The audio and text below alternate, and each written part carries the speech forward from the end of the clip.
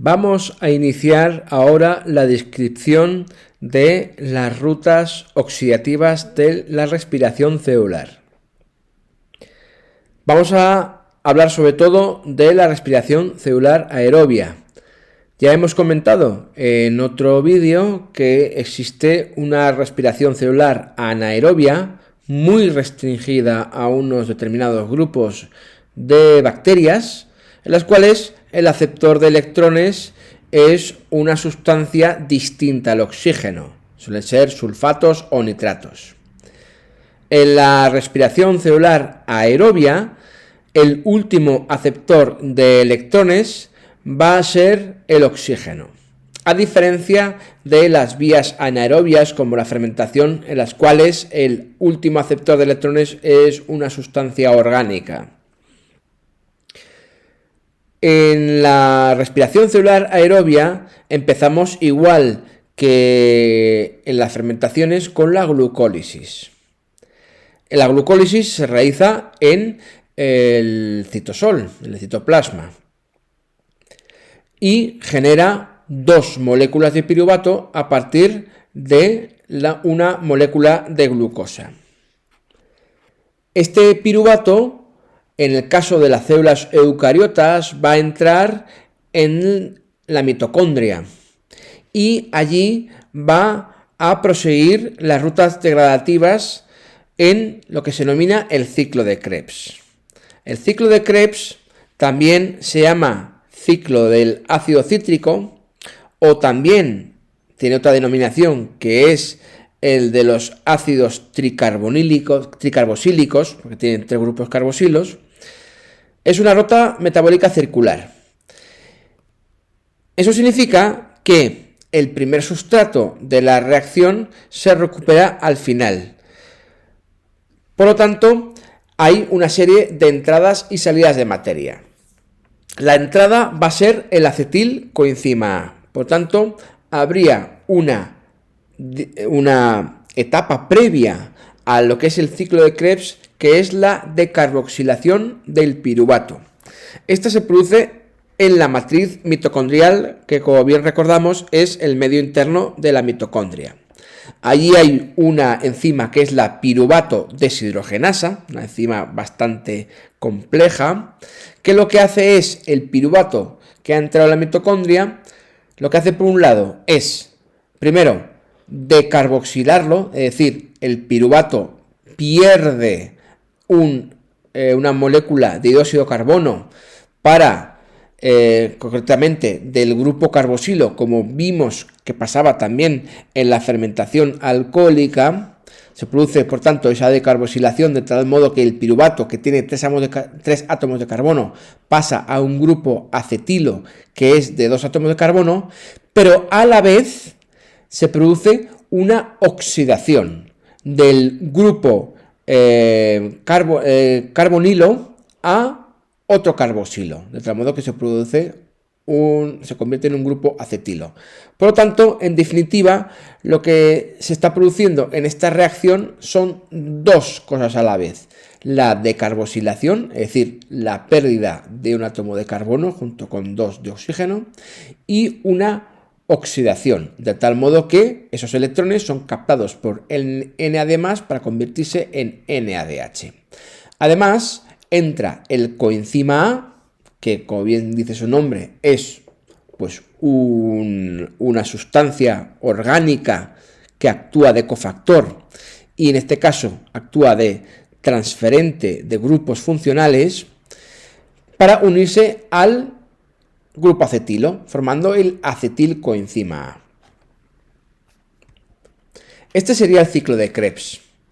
Podemos ver que es una ruta metabólica circular. Son 8 reacciones metabólicas, cada una catalizadas por sus correspondientes enzimas, y podemos comprobar cómo el acetilcoenzima A entra en esta primera reacción. Es decir, el acetilcoenzima A se une al oxalacetato para formar citrato.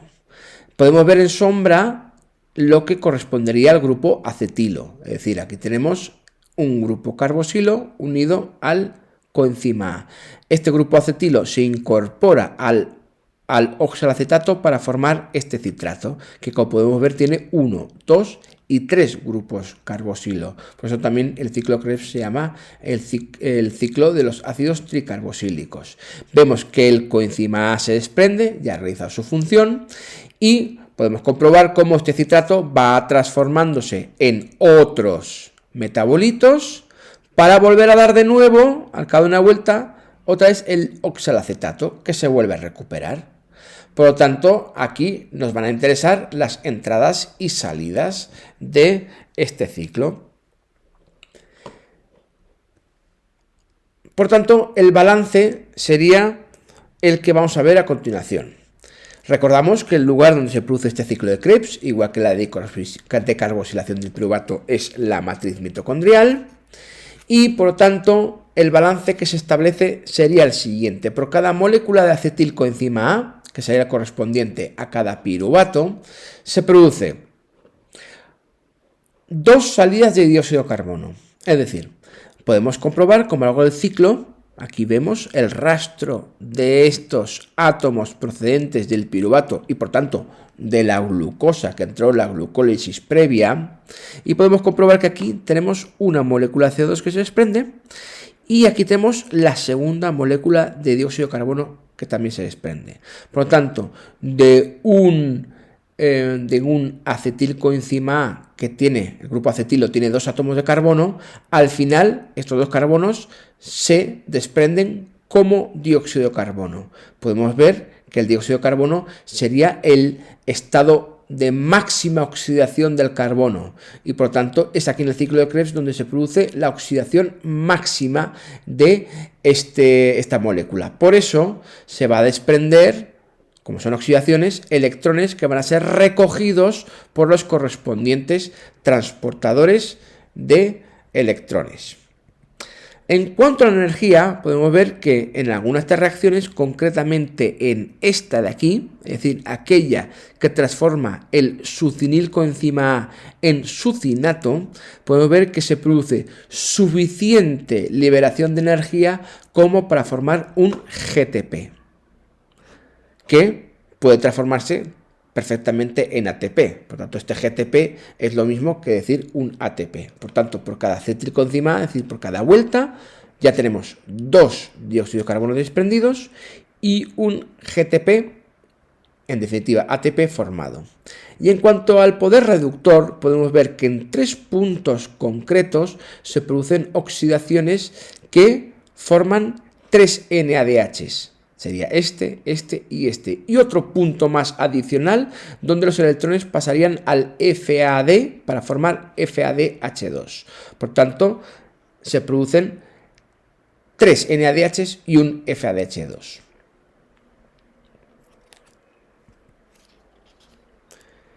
Una segunda etapa en la respiración celular sería lo que se denomina la fosforilación oxidativa. Hemos podido comprobar cómo en el ciclo de Krebs el grupo acetilo se desprende en forma de 2CO2 e incluso el piruvato, al descarboxilarse, libera ese tercer CO2. Por tanto, un piruvato, que son 3 átomos de carbono, ya los tenemos encendidos en 3 CO2, que sería la oxidación completa de esta molécula.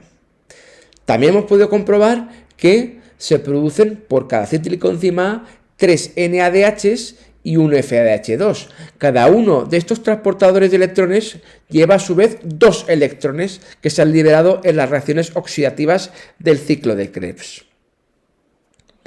En las crestas mitocondriales hay una serie de proteínas insertadas en la membrana.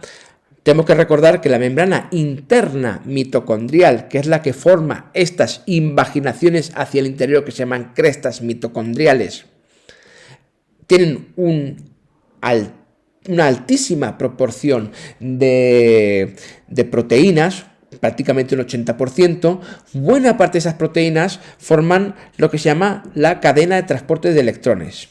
Es decir, serían una serie de proteínas que reciben los electrones del NADH y del FADH2 y se lo van pasando de unos a otros hasta por fin desembocar en el oxígeno. Es lo que podríamos ver representado en esta gráfica. El NADH y también el FADH2 les pasan los electrones a alguna de estas proteínas integrantes de esta cadena y van pasando los electrones de unas proteínas a otras mediante una serie de oxidaciones y reducciones sucesivas hasta al final llegar hasta el oxígeno. Estos electrones, cuando se combinan con el oxígeno, forman el agua, que es uno de los productos de la respiración junto con el CO2 que se ha desprendido en el ciclo de Krebs. En este transporte de unas proteínas a otras, es como si se pasasen una pelota de unos a otros, se está produciendo una caída de potencial eléctrico. Es decir, el potencial eléctrico sería, lo que contienen los electrones cuando pasan de un transportador a otro. Cuando el NADH se oxida para liberar los electrones, tienen un potencial que se coloca por convenio el negativo arriba y poco a poco van produciéndose caídas de potencial. Estas caídas de potencial eléctrico serán equivalentes a una caída de energía. Podemos poner un símil con la bajada de una montaña. También se produce una caída de potencial gravitatorio. En este caso, la caída es de potencial eléctrico. Pero igual que en una montaña, al ir bajando a altura, esa energía potencial se convierte en una energía cinética. En el caso del transporte de electrones, esta caída de potencial eléctrico se puede convertir en una liberación de energía química. Además vemos que en 3 puntos en concreto, este y este, la caída de potencial es suficientemente grande como para formar una molécula de ATP. Podemos ver aquí que esto supera los 7,3 kilocalorías por mol, igual que este paso y este paso. Por tanto, podemos comprobar cómo un NADH puede producir 1, 2 o 3 ATPs porque los electrones acaban yendo hasta el oxígeno. Y un FADH2 puede producir, en este caso, 1 o 2 ATPs porque entregan los electrones un poquitín más tarde y en vez de tener 3 puntos, serían 2 puntos de caída de potencial eléctrico suficiente para formar este ATP. Por tanto, estamos comprobando cómo a nivel de una cadena de transporte de electrones se puede desprender energía y esa energía desprendida se puede aprovechar para formar ATP. Por tanto, podemos considerar que los electrones que transportan el NADH y el FADH2 que han sido obtenidos de las reacciones oxidativas del ciclo de Krebs pueden convertirse en energía química y en forma de ATP. Ahora tenemos que ver cómo se produce esta transformación. Esta cadena de transporte de electrones que hemos visto tiene lugar en la cresta mitocondrial de las propias mitocondrias, pero también en el caso de las bacterias aerobias que no poseen estos orgánulos se produciría en el mesosoma. Los donadores de electrones son el NADH y el FADH2 y el aceptor final de electrones es el oxígeno. La hipótesis quimiosmótica intenta explicar cómo esas caídas de potencial eléctrico que suponen estas liberaciones de energía se convierten efectivamente en ATP, energía química acumulada en forma de ATP. Lo que quiere decir esta hipótesis quimiosmótica es que a nivel de cada uno de estos 3 puntos, que serían estos de aquí tenemos el NADH como le cede los electrones a esta primera proteína, a este primer complejo, luego van siendo más proteínas y hay un segundo complejo y van pasando a otras proteínas y un tercer complejo. En cada uno de estos 3 complejos, esta energía potencial eléctrica que se libera se aprovecha para bombear protones desde el interior de la matriz hasta el espacio intermembranal en contra de un gradiente electroquímico. Esto significa que aquí hay muchos más protones que aquí. Y se aprovecha esa energía para bombearlos en contra de este gradiente electroquímico.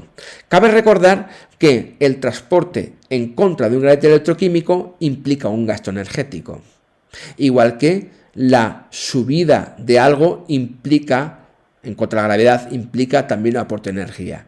Pues bien, esta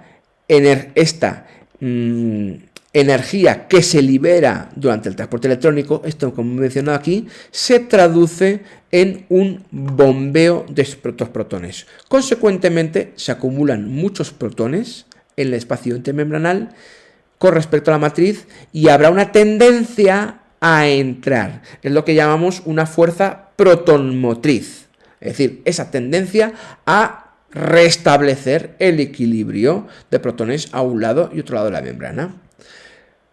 ¿Cómo se produce esta vuelta de los protones? Pues a través de este complejo proteico que es la ATPasa. La ATPasa tiene una parte que está insertada en la membrana interna, que sería la parte F0, y una cabeza que es la F1, y a través del canal F0 pasan los protones y es en esta cabeza donde esta energía que llevan los protones se transforma en forma de ATP. Porque queremos decir que una ATPasa de estas, en principio, sirve para lo contrario, para bombear protones. Es una bomba. Lo que hace es bombear protones en el sentido contrario del gradiente de concentración. Lo que pasa es que en este caso, al hacerlo a favor del gradiente de concentración, en vez de gastar ATP, la produce. Por tanto, esta fuerza protonmotriz y, en definitiva, estas caídas de potencial eléctrico es a este nivel de la cabeza de la ATPasa cuando se transforman en forma de energía química que queda acumulada en la formación de los enlaces entre los grupos fosfatos para formar el ATP. Y así es como las mitocondrias fabrican este ATP. En definitiva, lo que ocurre es que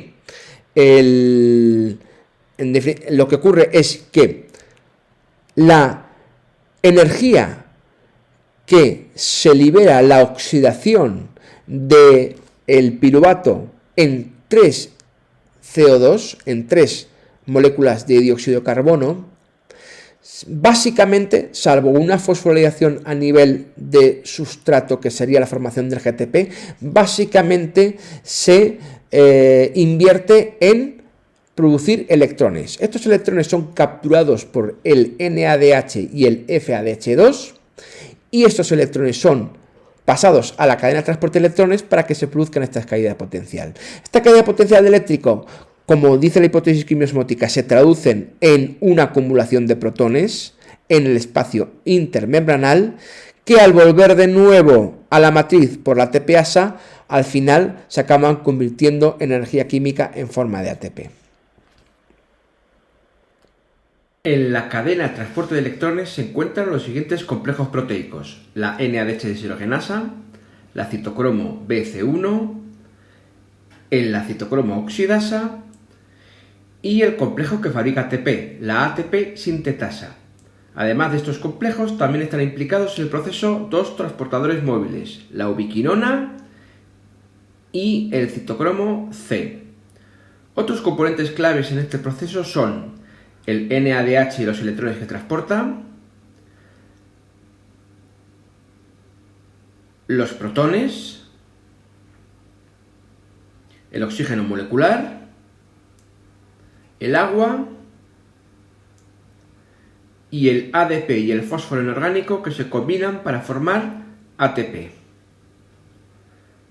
Al comienzo de la cadena de transporte electrónico, dos electrones son cedidos por el NADH al complejo NADH deshidrogenasa.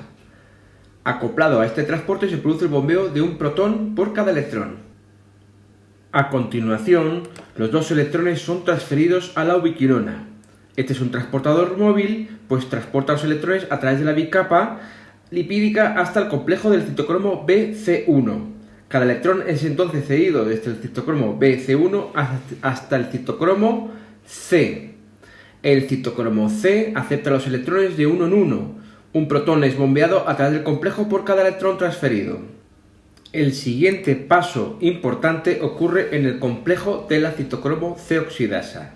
Este paso requiere 4 electrones y estos 4 electrones interactúan con el oxígeno molecular y un total de 8 protones.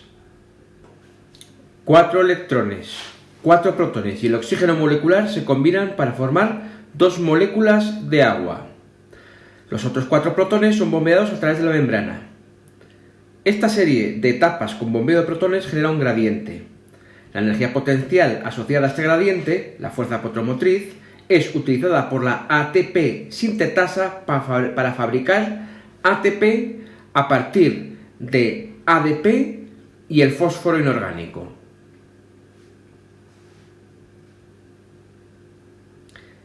Esta animación ilustra 2 ciclos completos de transporte electrónico.